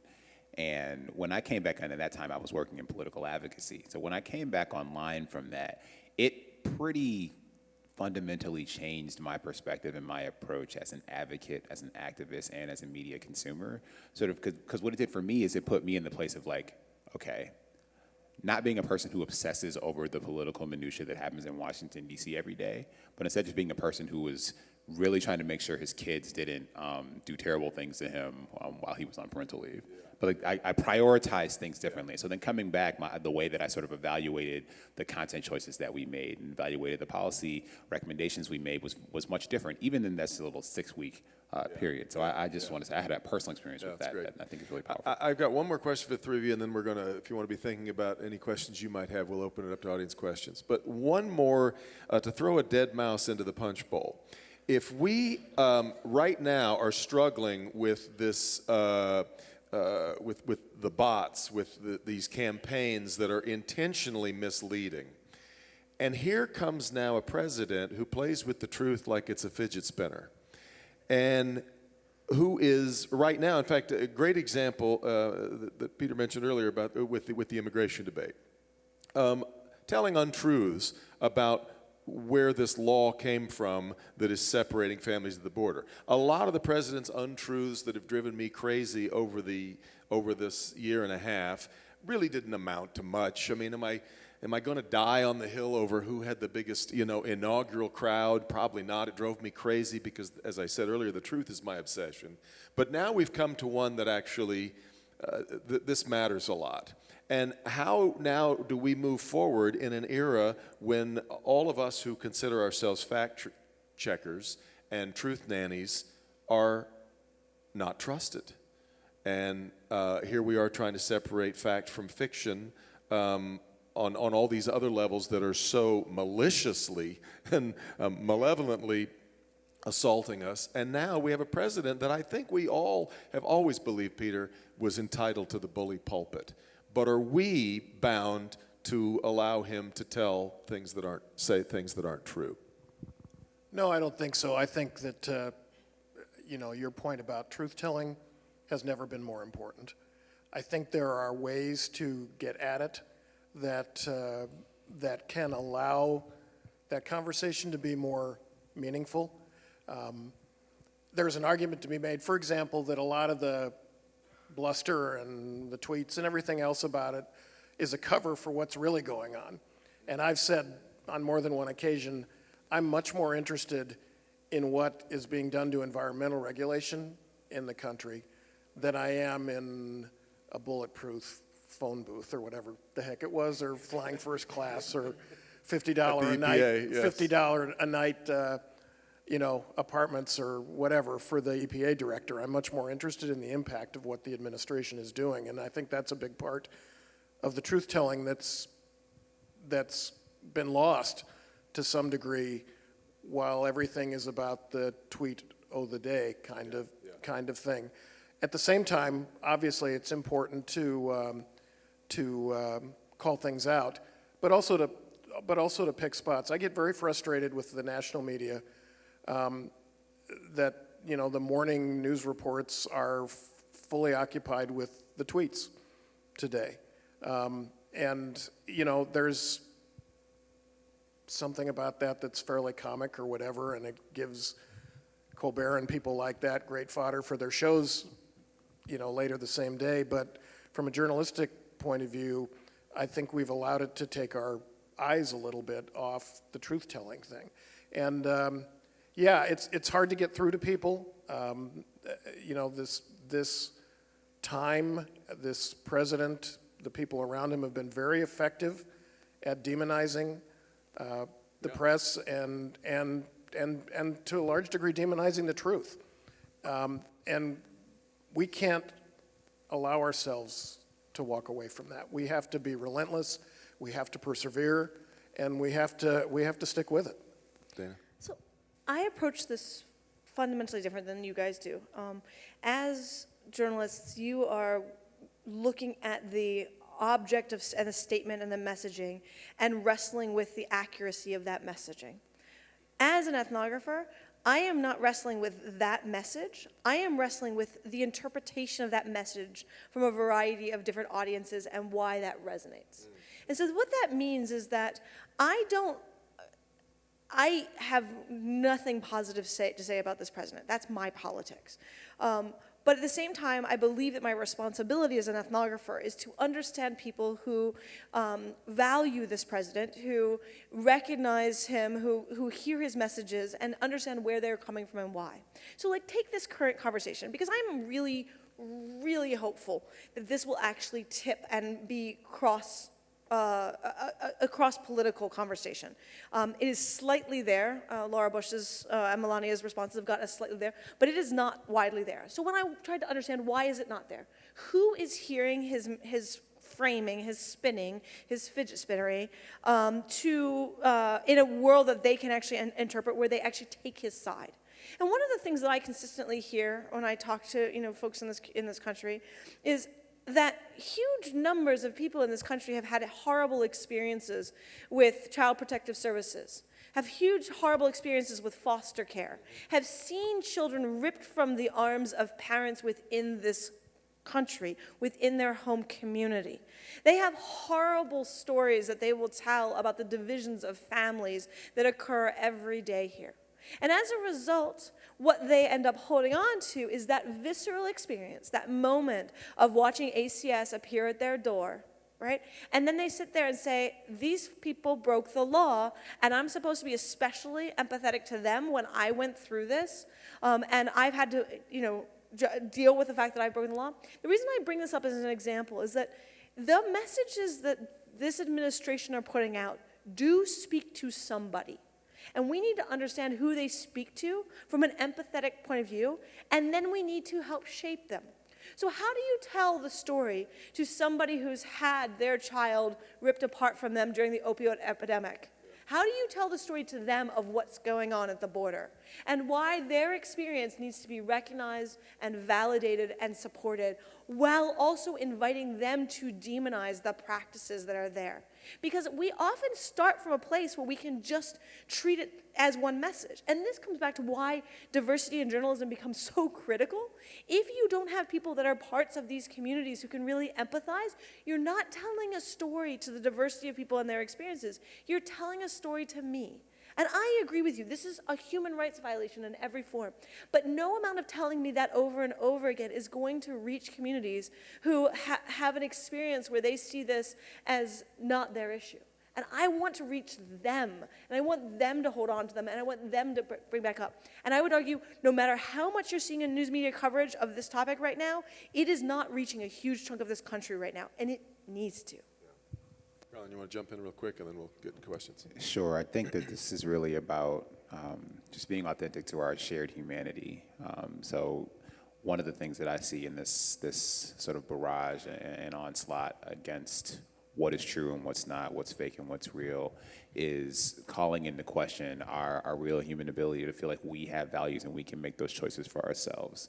And understanding that those processes in our own minds or in the minds of our brothers and sisters may have been corrupted somehow. We need to really, as Dana said, be empathetic toward that and be willing to then be thoughtful as communicators to understand how we can work through that with people alongside them, not be angry at them, not necessarily demonize them, even if I think you're like awfully, disgustingly, and viciously and dangerously racist, but to say that you are a person who was somehow taken to that place. Yeah. And so therefore, if you were a person who was taken to that place, if there were a set of choices that people made to insert things into your mind and into your life to get you there, a different set of choices and a different set of interventions can bring you back to a shared place of humanity. Yeah. Great. Questions or comments from any of you? Yes, sir. Right in front. So I regard empathy in general as a Oh, virtue. there's a mic because there's a live stream. I generally view empathy as a virtue, as a human virtue. But it seems to me when people are taking this approach, they're asking us to be something more than empathetic. You're asking us to be psychiatrists. You're asking us to be therapists. And frankly, not enough of us are. So I'd like to see if you could talk a little bit about the obligation you're asking us to accept and our ability to actually act on it. No, I hear that, and for me, first off, it's a spectrum, right? People are at different places in this room with different experiences, with different skills, et cetera. And I want to first acknowledge that. We're at the very basic level of humanity, the thing that I think that we can do is work to reach out across the lines within our own communities. And this, by the way, has been a foundation of community structures at scale. There are ways where you can hold people in smarter and smarter ways, and this doesn't necessarily need to be experienced as someone, in a therapy mode. So take a look at the models of AA, right? Alcoholics Anonymous and the other 12-step programs. These are phenomenal programs where peers hold each other, right? And they work extraordinarily well in community. One of the things that we've seen in terms of congregation, religious congregations, you often hold each other through struggle. I am guessing that that the congregations throughout this town held each other through your financial crisis in ways that are pretty powerful, and that bonds were made that were really important during those critical times that were held on. The question is, how do we each strategically think about our responsibility in relationship to that? Now, do I believe that there are higher levels of responsibility, higher levels of opportunity, higher levels of skills can do different things? Absolutely. But I do think to that question of how do we be humane and recognize humanity, a lot of it is to do a lot of this social fabric work. I also want to acknowledge that this was historically gendered, which is to say that for the better part of this country, this was the work that women did in community, unpaid, unrecognized. They held each other, they held community, they held each other's kids through all sorts of suffering. And one of the biggest challenges that we have as we think about how we create a more equitable society is how to support it to not just be women's work. How to make it so that it's all of our work to build out those communities, to hold that, and to recognize that this will ebb and flow with each one of us in our lives. There are times when we're really focusing on our small children, and those are the people that we're holding through these processes. Or we're doing elder care, or we're doing these different things. But take a step back and think about that responsibility rather than assume somebody else will do it. And I think we struggle with it because that work, this is another thing that really changed. When women went to work, we stopped doing as much community work as we had done historically. But that's a slack that has not got picked up. And we don't talk about that as much as the housework slack. But there's community slack that got picked up because that was another place where women were just doing critical work, not as professional therapists, but as folks that were really recognizing each other across humanity. That's a great reflection. Yeah. Next, and again, yeah, wait till the microphone gets to you because we're live streaming right now. So, right over here. Sure. This is a wonderful meeting. We all get very few chances to do this. What I wanted to remark on, just to ask for a reaction, is there's a sort of an irony. Danah, you were talking about whether news can function in a capitalistic format. The irony to me is that it's the non-capitalist news that's happening basically for fun or for trolling that's causing all the problems. And you guys in the capitalistic news sector are trying to hold it together. It just seems like it's backwards or something. Yeah. First, it's an honor that you chose to spend this morning with us. I think of this as a form of activism, a very dangerous form of activism. But I want to acknowledge different kinds of activism that have taken place in this country for a long period of time. For the most part, activism is a hobby. You do it because you want to see a world in a different way. And you stand up and you volunteer and you spend a lot of time communicating. And that always had messages. In fact, this museum is covered with beautiful messages of different forms of activism, connected to the Rosa Parks component, for example, where people stood up and they took their time and they put their bodies in harm's way in order to make change. One of the things that's difficult about a lot of these trolling groups, and again in that place of empathy, they believe themselves to be the resistance. They believe that they're fighting a social justice campaign. It's not a social justice campaign that I would recognize under those frames, but it's rooted in a place where they feel as though they are the oppressed population. They have been demonized. They have lost opportunity. They have things taken away from them. Right? I don't know if you've got a percentage, but can you break down for me what you believe is activism versus just sowing seeds for mayhem?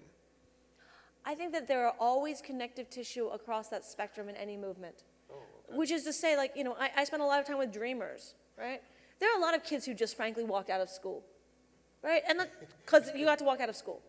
And, they didn't necessarily understand what the dreamer battle was. And one of the worst things that the journalists did was that they reported on the people that just walked out of school. And Miriam Noland totally, tormented them because they weren't real activists because they just walked out of school. There are those folks. And then there are people that we think of as dreamers. Spectrum.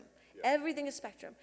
One of the things that I think is tricky about some of the most toxic practices, I am guessing that the numbers of the people that I'm tracking at the core of this are 10,000. It's not small, but it's not big. Not big. But the ripple effects that they can have when they can get you to report on something are huge. Yeah, yeah. And then they've got a long tail of people that are willing to mess with things. And mind you, we talk about this because of the way this unfolded and became visible in the 2016 U.S. election. We talk about this in terms of just targeting folks towards a particular version of far-right extremism. When we start talking about the foreign actors, and there are multiple state actors involved, they are also moving across liberal organizations, progressive organizations. One of the differences, of course, is that progressive organizations tend to be more professionalized and therefore focus more narrowly on their issues rather than actually be rooted in community. The structures look different. And that means that their structures of efficacy look different and their structures of mobilization. But I think it's important to the numbers, we can talk about the numbers, but I think what's important to recognize on this is that their amplification depends on us. Their ability to get, traction depends on us. And a lot of what they're really good at doing is just seeding doubt. And seeding doubt is one of the most costly things you can do. For example, look at some of the content you'll see online. It's like, is America really racist? Right? That's a question that's leading in a really bad direction pretty quickly. It usually can be paralleled with, did the Holocaust exist? And so this moment of getting people to spend time doubting things that lead them to places, and this is where I go back to one of my favorite examples of horror, is the idea that CNN thought it was acceptable to run a banner across a piece that they were saying, alt-right leader questions if Jews are people. Right? that question, the very amplification of that question, is extremely dangerous. And so how do we recognize that all of us as individuals, as collective, have the ability to amplify? And what we care about when it comes to the protection of free speech is about the ability to articulate and negotiate ideas. It doesn't mean everybody gets the right to be amplified. And right now we are in a crisis because these groups who have much more toxic agendas have figured out how to use the mechanisms of amplification that can go far beyond their numbers. You are in the business of amplification.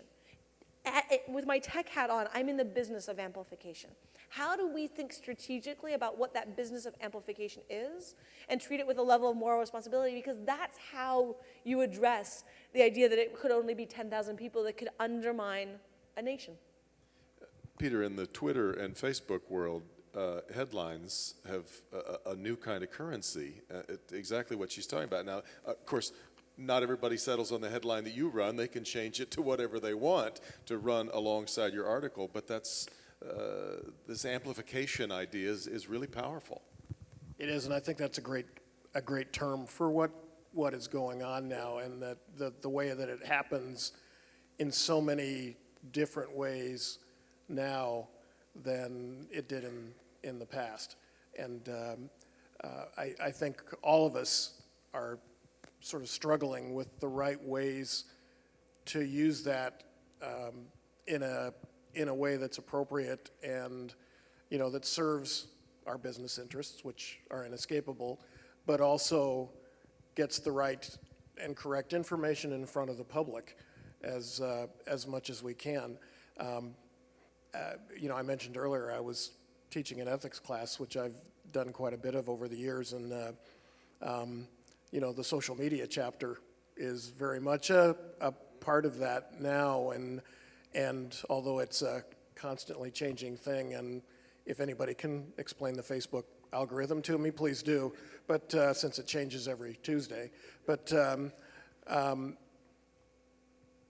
helping, you know, it speaks to this whole issue of media literacy that's come up, and the vast misunderstanding that exists in society. It's a big part of what we have to do in media is to try to help educate people, not just in what we do, that is the news and information we put forth, but to help them be discerning consumers of it as well. We only have a minute left, and so the last thing I was going to ask you both to do, if I give you a light system, with green being very hopeful and optimistic about the future of information, yellow being cautiously either optimistic or pessimistic, or red being in a full panic, why don't you each tell me kind of where you are today as we walk out of the Henry Ford. Peter, I'll start with you. You know, a little bit of all of them. I'm trying to think of my color, you know, mixing stuff from back in the day when we used to do that. On the color wheel, yes. Yeah, when we used to do color wheels and worry about things. But I think yellow. I'm inherently optimistic. I believe we can find our way. Deeply concerned about where we are in this moment, and you know, without even getting into politics and so on, the issues that danah surfaces really eloquently are profoundly important for the future of this country and of our society. You know, to be in journalism for as long as I have, and to, you know, gone up and down all the slopes. It's a constant roller coaster. Fortunately, I love roller coasters. But I believe that there will be some awakening that results as part of this. Garland? I'm a different color depending on generation. So I'm more or less yellow about sort of, I think, myself, our current generation. In the bigger picture, I'm green about like my children. I think they're smarter than me and they'll figure this out. I'm concerned though that we today are not yet adequately able to prepare them to understand this information environment? Am I teaching them the right lessons? Am I sort of setting the right example? So I'm concerned for myself and then the sort of example that I'm setting going forward. But I do have, I'm basically an eternal optimist like Peter, though. I mean, I really think that this is something that can be understood if we make the choice to dive in and engage with it. And Dana. Like you, I did the color mixing and ended in brown. Brown is always a good place to be. I'm just like, my kids mix colors every day in the bathtub. It's always a delight. I'm like, it always turns to brown, guys. It always goes to brown. So I think part of it for me, I think we can address this. I think the question is whether we've got the political will and what will actually galvanize that will. But I also think that it's important to recognize it in a broader set of configurations, right? Which is to say that part of this to me is a tip of a bigger set of iceberg issues that we're not as equipped to deal with, right? We are a dying empire as a country. How are we going to grapple with that? It can be elegantly or it can be really awful. It can be gracious and it can be collaborative, and we can actually approach a geopolitical ecosystem where we don't think that we have to be the arrogant one on top, or we can double down on it in a way that's violent. That's a whole set of considerations that, to me, this is just the beginning of. And I think that it only gets more complicated if I put the equation of climate change as a speeding up of migration, a speeding up of economic instability, a speeding up of all these other factors. And again, I actually think that we can do a lot around climate, and we can stabilize a variety of these vectors if we have the political will. And what challenges me is that as a researcher who looks throughout history, I can see different configurations that allow the enabling of political will.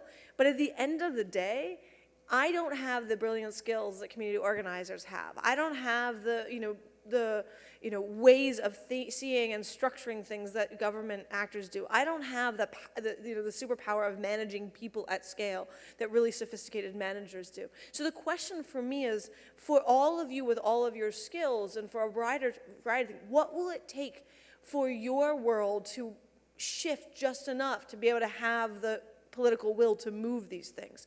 Because I do think we have a possibility of green, but I don't think that it is anywhere guaranteed, and it really does come down to us. It's been fascinating. My thanks to Peter and Garland, and thank you for sharing the superpowers that you have with us. There's no doubt about that. Folks, Dana Boyd, how about it? And as we exit the stage, I'll bring up Katie Locker from the Knight Foundation. Come on, Katie. It's my job just to wrap us up with a few items, and I just want to say that Knight Foundation thinks of ourselves as a national foundation with deep local roots, and these four who have been up here really amplify what it is we do. Dana is a part of our national investments and has informed a lot of our national investments about the future of media, and then to have Devin, to have Peter Badia, to have Garland, who are helping us sort through these issues locally, Devin and Peter providing such leadership in our local media community. I think it's a gift to us. It was the vision that Miriam Noland and I had when we thought about starting this, and we strung a bunch of words together saying future of information, media, technology, and democracy, which is exactly what we talked about today, which we weren't sure when we put it together. So I'm delighted that the Community Foundation wanted to take a leadership role in this and partnered with us on it. I'm thankful to the Henry Ford for hosting us today, and Detroit Public Television for doing such an amazing job so that this was live streamed. I know we had many people watching. I heard from some of them already. It also was recorded. So if you were thinking there's some people I think should have heard this or seen this, it's going to be on the Community Foundation site and also on Detroit Public Television site. The Community Foundation does have a site dedicated to this series, which is futureofinfo.org. And on that site is also the information about the next speaker, who we've already got committed. Her name's Raman Chowdhury, and Raman is really going to talk about the role of artificial intelligence and just blow our mind some more. And that's in late September, Wednesday, September 26th. We're going to be back here for an afternoon session. And we're kind of concocting what comes next, but I really do want to say that many of the topics talked about up here are part of what Knight Foundation is working on nationally and locally, and we're hopeful to have some announcements in the fall and winter about some further investments we're doing, so I suspect that'll be part of what we do. So I thank you all for coming out on what was a rainy morning. I'm hoping we're going to walk out into sunshine, and I hope to see you all again in September, and once again, I just want to make sure we thank Dana Boyd, Devin Skillian, Peter Badia, and Garland Gilchrist for joining us today.